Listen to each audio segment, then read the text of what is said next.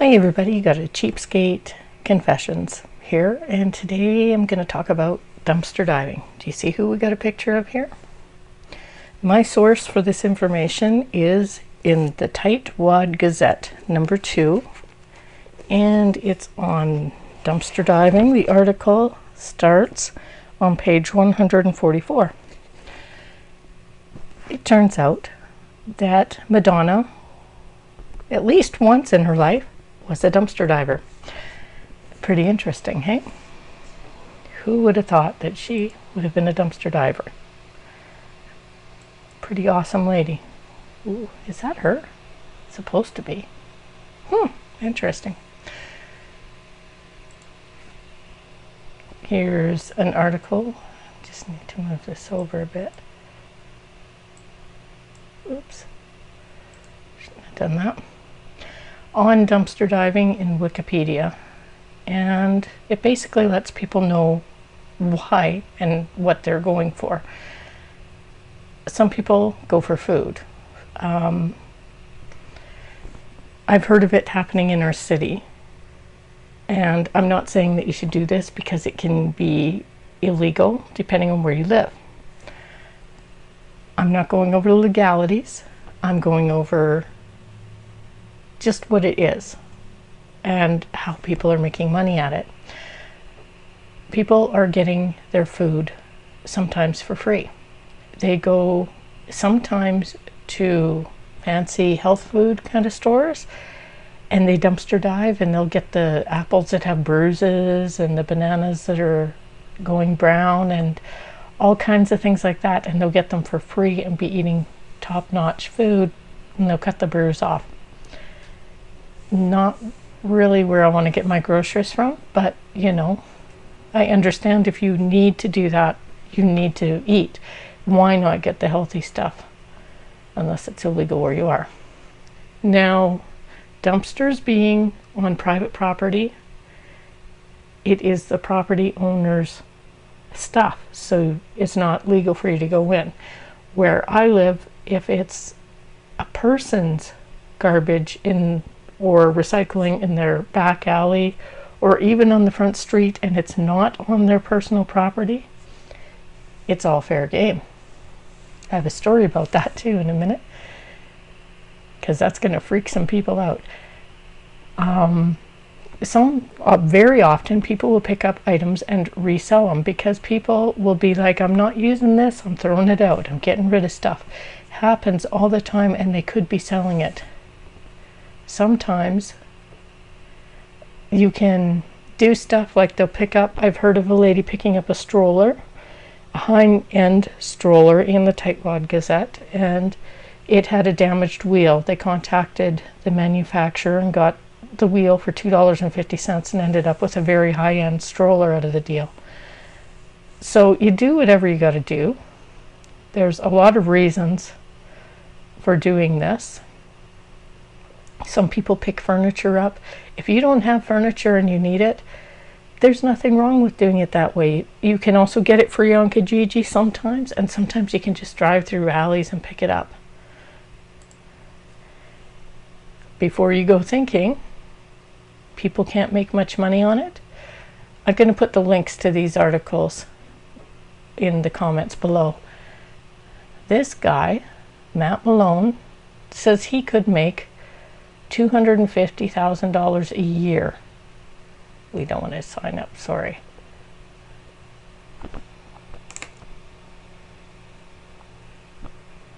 It's not letting me escape. There. There's another one with the same guy. Yeah, if he did it full time, he could make $250,000 a year. And if he's asked to move along by the police, he just does. He's very polite about it. He looks for things like paper, toner, things like that that can be resold easily. And they sell them on places like eBay. Before you go getting all concerned, people make money thrifting, buying stuff from Salvation Armies, Goodwills, garage sales, and reselling them on eBay all the time, because when you have a favorite coffee mug or you accidentally broke your grandma's bowl and you want to replace it, you're going to pay whatever it takes to get it, and they make profit. They only buy stuff, hopefully, that will get them profit, and the odder an object is, usually the more it's worth. Like, weird coffee mugs are a thing. I don't know why. Sometimes weird sweaters too. I don't know. Have I ever dumpster dove? Well, not in an actual dumpster, but there was this one time when, it was a really long time ago, it was over 20 years ago, blinds were being recalled. All window blinds that were plastic had lead in them. So they recalled them all. And there was a store called Consumers Distributing that you did not require having any kind of a receipt. You could bring back any blinds, they would measure it, and they would give you a store credit. Well, I called my sister and said, we should start going for a little drive here and picking them up, because they don't fit well in a trash bag and people will just put them out by the dumpster. They won't take them in. We found a bunch of them and we went and took in a bunch, and we each got something small for it. We didn't by far get rich out of the deal, but it was a pretty fun thing to do. Would I do this? I don't know if I could get my big butt out of the dumpster if I got in. I don't think so. It wouldn't work for me. And I would probably hurt myself. So, yep, I don't think I would do that. There was another time as well that I went and did not do this. I went to a recycling place. Actually, we've done this twice, now that I think about it. There was one that we used to go to regularly when I was couponing. It wasn't legal in the city I was living in, and we did it anyway. And we would go and take the coupons out of the recycling bin that were still in the flyers. It was only newspaper that was allowed in there, newspaper and magazines, so it wasn't anything gross. And we would take any that we could reach, and we would use them as needed. So it was a great way for us to get free coupons, because it was so close to the store we were using them at. It was in our flight path, as you would say. This is a lady who's getting some milk. Yeah. She's got lots of places to dumpster dive. If you want to look these ones up, I Googled images of dumpster diving. Well, not Googled. I use my Swagbucks account because I get a kickback in terms of swag points every once in a while, and I can use that to buy a gift certificate.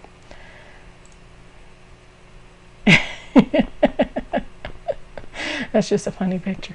When it comes to dumpster diving, my son confessed to us that he was doing it once. He's like, yeah, I know a guy that works at the grocery store, and when their meat is too close to sell, too close to date, he gives me a call and says, buddy, gotta get our stuff together and get over to the grocery store. And they would cover their faces and everything, and they'd sneak in the dumpster and they'd get all the meat they could.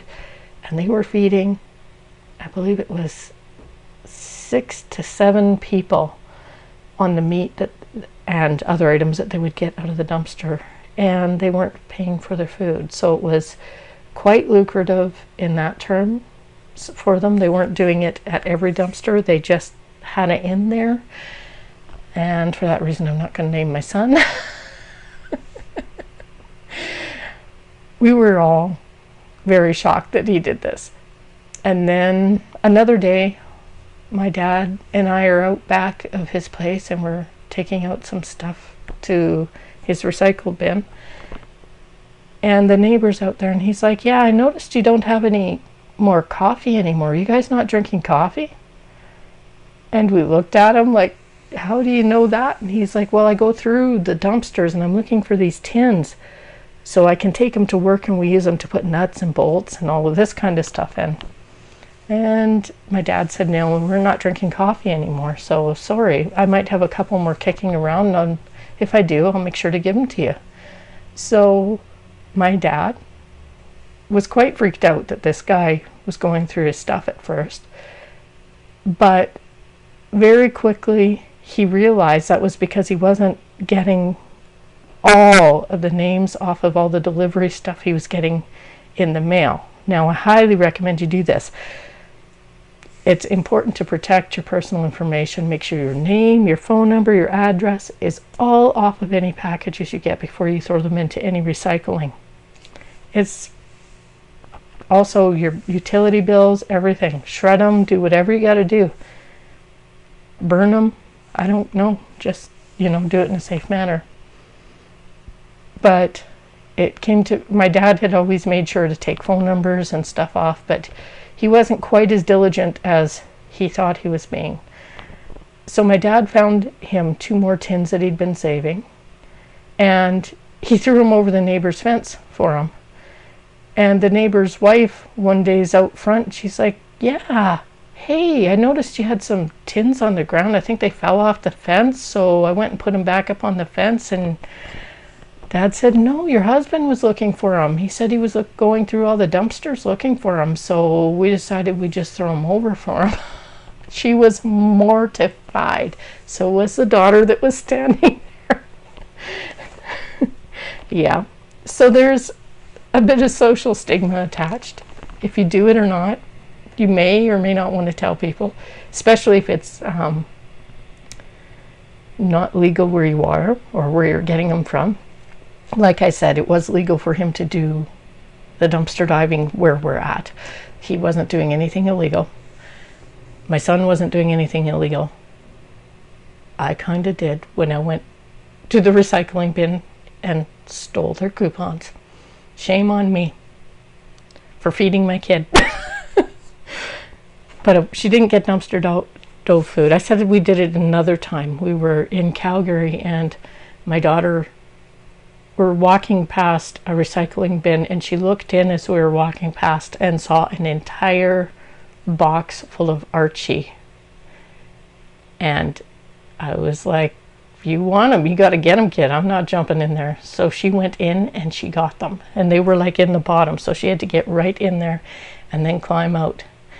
And she carried that box all the way home, because Archies are something I just never really spent money on. It was something she got only when she was sick.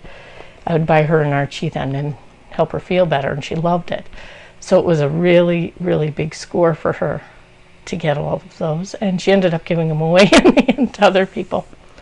So really, to dumpster dive or not to dumpster dive, some people do, and they do it well because they know what they're looking for.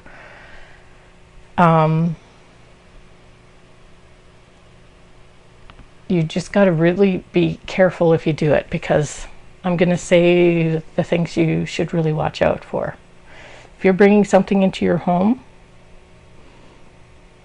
you want to bag it up. You want to store it in your freezer for a day or two.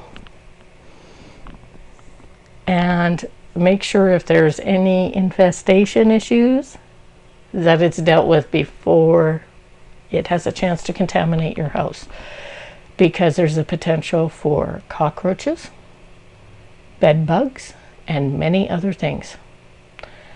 So that is something definitely to keep in mind. That stuff can really happen to anybody, and it doesn't really take that much. So that's on top of the risk of cutting yourself. There could be needles, glass, other dangerous objects in there. You need to really be careful. Wear gloves, take a flashlight, watch for coupons if you're doing it and you're a couponer. Even if you're not a couponer and you can get a lot of coupons, I've heard of people selling them on eBay. Just saying. They cut them out and they can sell them on eBay. Yep, that can happen. Especially if they're the highly sought after coupons. So that's really it for dumpster diving. Would I do it? Maybe if I could get my butt out of a dumpster, I would consider it. I think the risk for me is weighing it out to risk versus reward. And for me, things like cockroaches, cutting yourself, maybe finding needles, anything like that makes it risk prohibitive. I don't think that I will ever do it. If I did, it would be in the back alleys where it's legal and where you have you're not coming into actual dumpsters. They're just the bins that are put outside for each individual house. So, and it would also be clean and in the recycling bins. So that would be the way I would do it for myself, but I have not done it, and I've known I could for a long time. So I don't think that's going to be one of the ways that I thrift, but it is a valid way that some people are making it work. And that's it for today. It was just a interesting thought when I saw that Madonna was in fact a dumpster diver. So, you know, maybe I'm playing it dangerous, clicking through Madonna pictures. You just never know what will come up.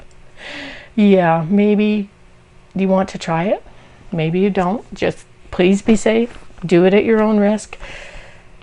And have yourself a great day. Thanks for tuning in. Bye-bye.